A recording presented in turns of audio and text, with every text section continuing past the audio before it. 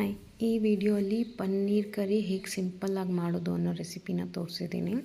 ಇದಕ್ಕೆ ನಾವು ಫಸ್ಟು ಬಾಣಲಿ ಇಟ್ಕೊಂಡು ಪನ್ನೀರನ್ನ ಚಿಕ್ಕ ಚಿಕ್ಕ ಸ್ಲೈಸಸ್ ಆಗಿ ಮಾಡಿ ಅದನ್ನು ಲೈಟ್ ಗೋಲ್ಡನ್ ಬ್ರೌನ್ ಬರೋವರೆಗೂ ಫ್ರೈ ಮಾಡಿಕೊಂಡು ಸಪ್ರೇಟಾಗಿ ಇಟ್ಕೊಳ್ಳಿ. ಅದೇ ಬಾಣಲಿಗೆ ನೀವು ಮತ್ತು ಎಣ್ಣೆ ಹಾಕಿ ಚಕ್ಕೆ ಲವಂಗ ಸಣ್ಣಗೆ ತರ್ಕೊಂಡಿರೋ ಈರುಳ್ಳಿ ಟೊಮೆಟೊ ಹಾಕಿ ಫ್ರೈ ಮಾಡಿ ಒಂದು 5 ಮಿನಿಟ್ಸ್.